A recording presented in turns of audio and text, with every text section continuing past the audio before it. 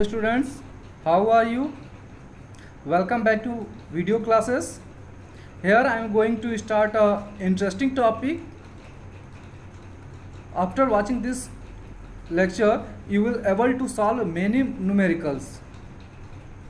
Today's topic is stoichiometry and stoichiometric calculation.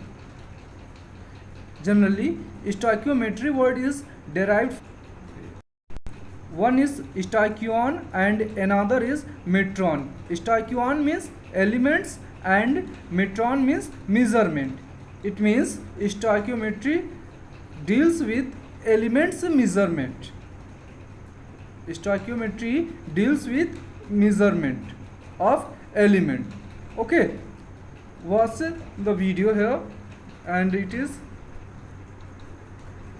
definition. Stoichiometry deals with the calculation of masses of sometimes volume also of reactants and products involved in a chemical reaction. मतलब stoichiometry मतलब reactant और product के masses को calculate करने के लिए use किया जाता है. ओके, अब सिर्फ मासेस ही नहीं, लेकिन जब गैसियस पार्टिकल्स आ जाएंगे उस केस में ये वॉल्यूम्स भी हमें मेजरमेंट करना होगा. Clear?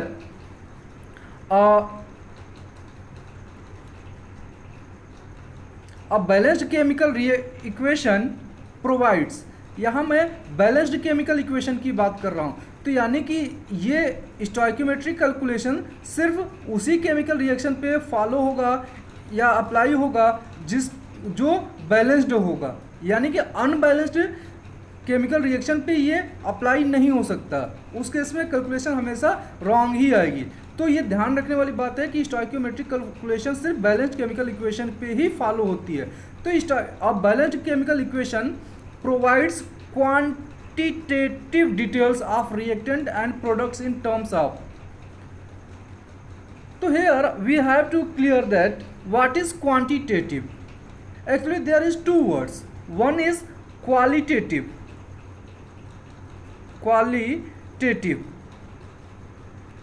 and another one is quantitative.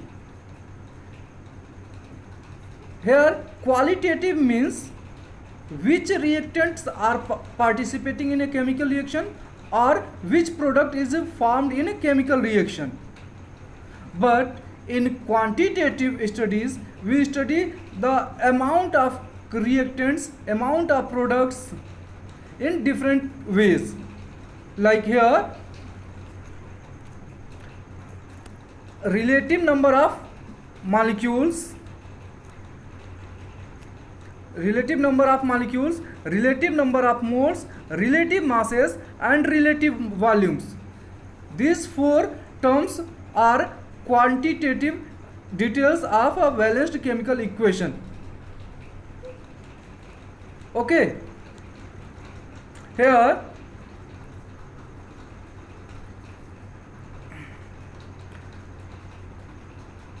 what's this chemical equation? 2H2 plus O2 plus 2H2O. By this chemical equation we are able to understand four type of details. Like here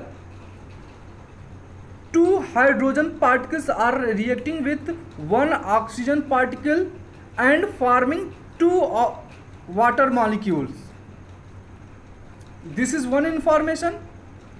We can further say 2 moles of H2 is reacting with 1 mole of oxygen to form 2 moles of H2O. This is another information. Similarly, we can say 48.4 liter hydrogen reacting with 22.4 this will 48.4 48.8. तो 48.8 hydrogen molecule reacting with 22.4 liter of oxygen molecule to form 48.8 liter of H2O molecule. This is the third information. Okay, one more information you have to clear. In terms of masses, here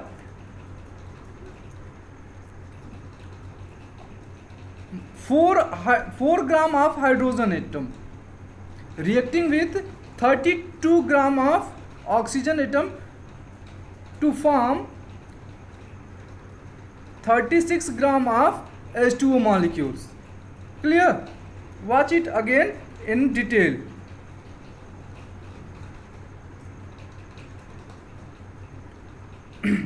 By this, we first information obtained in terms of molecule. It means 2 molecule of H2O reacting with 1 molecule of O2 forming 2 molecule of H2O. Either we can say 2 molecule of H2 in terms of number of atoms, or you can say number of molecules. 2n molecules of H2, n molecules of O2 and 2n molecules of H2O. Here n means Avogadro's number, that is 6.022 into 10 to the power 23.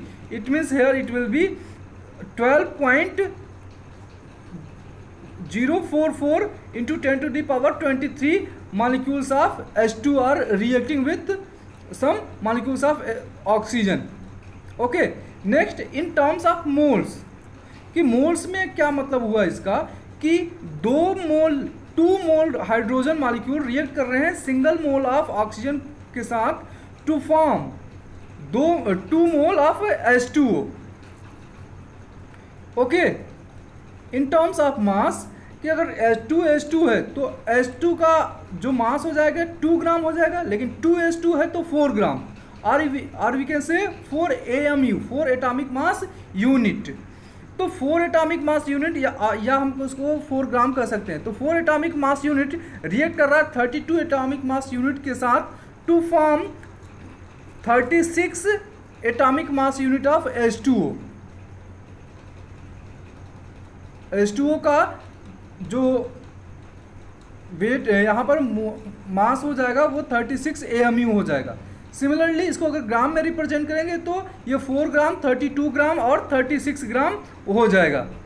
Okay, in terms of volume हम लोगों ने mole concept में ये सब चीज़ें पढ़ी थी. अगर आप वहाँ पर अच्छे से देखोगे तो ये चीज़ें आपको समझ में आ रही हैं, और अगर नहीं देखा था आपने वो वीडियो तो आप वो वीडियो देख लो पहले, फिर उसके बाद ये वीडियो देखो, आपको और अच्छे से समझ में आएगी.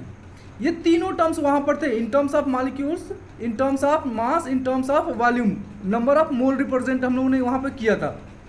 तो हमने बताया था वहाँ पर कि जो 1 मोल क्वांटिटी होता है वो 22.7 लीटर हमने शायद वहाँ पर बताया है. नो, आई थिंक 22.4 लीटर ही.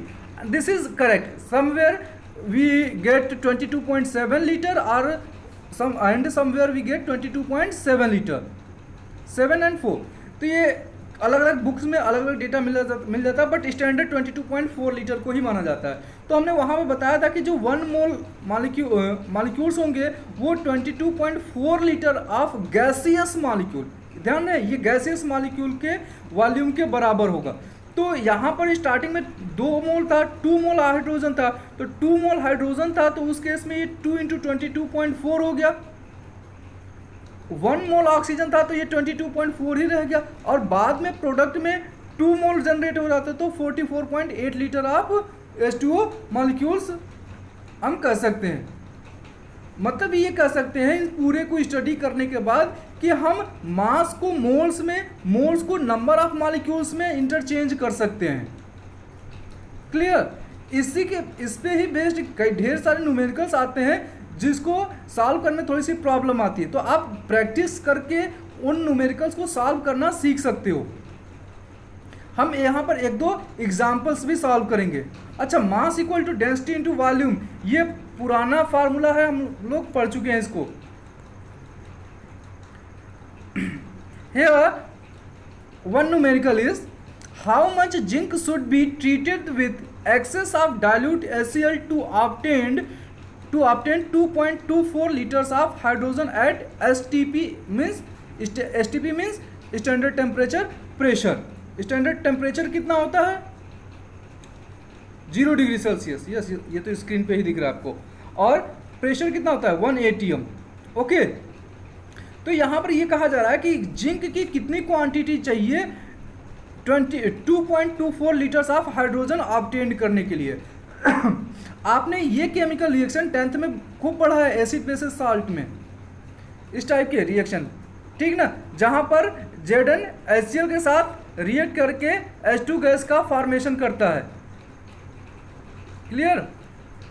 ये तो सिर्फ H2 तो फॉर्म करेगा नहीं। अब ये क्वेश्चन में दिया नहीं है, अगर आपको ये केमिकल रिएक्शन नहीं आता है तो आप जाहिर सी बात है क्वेश्चन गलत करने के चांसेस आपके बढ़ जाते हैं। तो आपको केमिकल रिएक्शंस भी आने चाहिए, ठीक है, जो कि आप 10th में पढ़े हो वो लर्न होना चाहिए। तो यहाँ पर क्या है, ये केमिकल रिएक्शन हमने लिख लिया, Zn plus HCl gives out ZnCl2 plus H2। हमें 2.24 लीटर हाइड्रोजन चाहिए और उसके लिए पूछा गया है इस जिंक की क्वांटिटी कितनी होगी। क्लियर?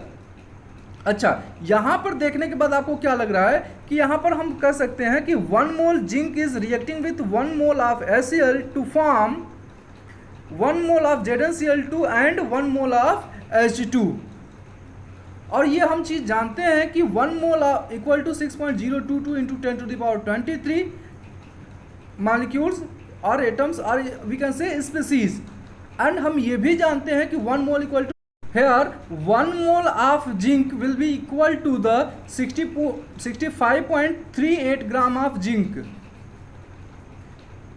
मीन्स इसका ग्राम एटॉमिक वेट 1 मोल के इक्वल होगा। ठीक, तो यहां पर कहने का मतलब ये है कि 65.38 ग्राम of zinc after reaction gives 22.4 litre of hydrogen. यहां पर आप समझ सकते हो एक बार कि ये गैसियस फेज है, ये गैसियस फेज है, तो इसकी जो क्वांटिटी होगी 22.4 लीटर ही तो होगी। इसमें और कोई गैसियस पार्टिकल तो है नहीं कहीं।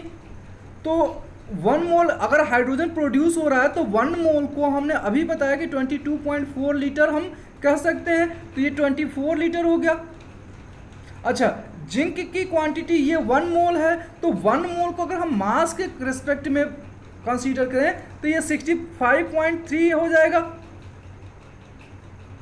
तो यानी कि 65.3 ग्राम जिंक 1 मोल HCl के साथ रिएक्ट करके 22.4 लीटर ऑफ हाइड्रोजन दे रहा है। तो 22.4 लीटर हाइड्रोजन दे रहा है, तो ये 2.4 लीटर ऑफ हाइड्रोजन कब देगा? जाहिर सी बात है इसकी क्या होगी, क्वांटिटी कम हो जाएगी, तभी ये देगा। तो सबसे पहले हम निकाल लेते हैं कि ये 1 लीटर क्वांटिटी कब देगा। तो 1 लीटर यानी कि 65.3 को अगर हम 22.4 लीटर से डिवाइड कर दें तो हमें पता चल जाएगा कि 1 लीटर, ये 1 लीटर के लिए 1 लीटर हाइड्रोजन देने के लिए इसको कितना जिंक की रिक्वायरमेंट है, और फिर उसको हम 2.4 से मल्टीप्लाई कर दें तो पता चल जाएगा कि 2.4 लीटर हाइड्रोजन ऑब्टेन करने के लिए रिक्वायरमेंट के लिए कितने जिंक की ज़रूरत होगी। क्लियर? तो यहाँ पर देख सकते हो आप, since to produce 22.4 litre of hydrogen 65.38 gram zinc is required to produce 2.4 litre of H2 Zn required equal to 60। ये हमने 1 लीटर का निकाल लिया। अब 1 लीटर का निकालने के बाद 2.24 से मल्टीप्लाई कर दिया, तो एट लास्ट अब ये कैलकुलेशन जब करोगे तो ये 2.24 से 22.4 10 टाइम्स में कैंसिल हो जाएगा। तो 10 टाइम्स में कैंसिल हो जाएगा, तो 65.38 को 10 से अगर डिवाइड कर दोगे तो ये 6.538 ग्राम आ जाएगा। क्लियर? तो दिस इज द आंसर, यानी कि 6.538 gram of zinc will give 2.4 litre of hydrogen. Next question है एक आपके लिए, and the next question is a person adds 1.71 gram of sugar in order to sweeten his tea, the number of carbon atoms added are, here 4 option are given, pause the video and solve. Okay, in sugar molecule, 1 mole of sugar molecule, in 1 mole of sugar molecule there will be 8 gram atoms of carbon. How much? 8 gram atoms of carbon.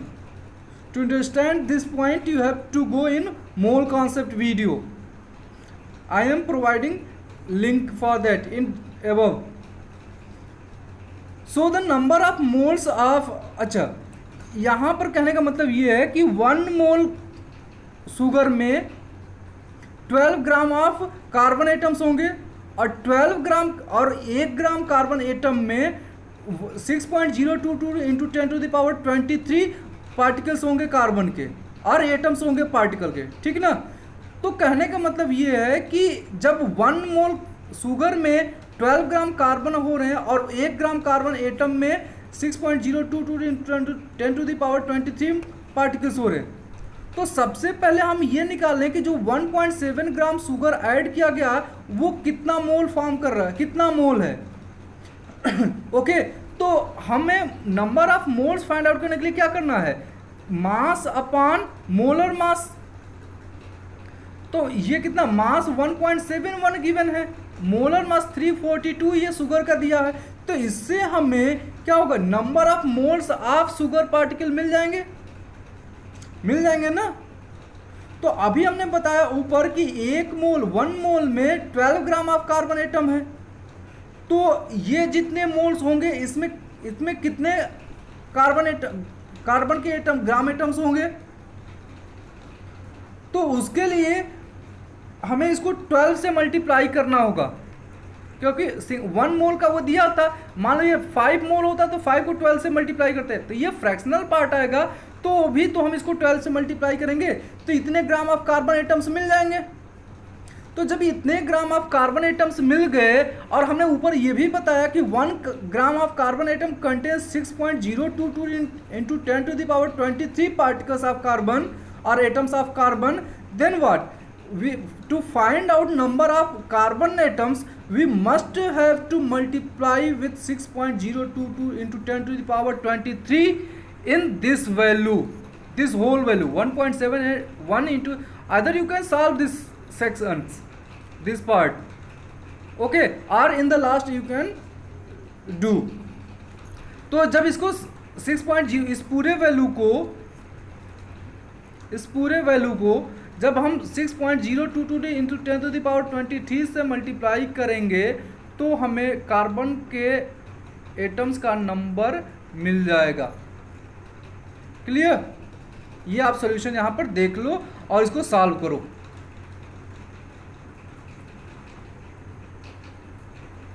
ठीक, और आपको ये video अच्छी लगी होगी उम्मीद करता हूँ, तो आप अपने फ्रेंड्स के साथ भी इसको शेयर कीजिए और सब्सक्राइब जरूर कीजिए इस वीडियो को, ठीक है ना, ताकि आप जैसे मैं अपलोड करूँ ना तो आपको नोटिफिकेशन मिल जाए और आप आपके चैनल पे पहले देख लो। क्लियर? Okay, thank you.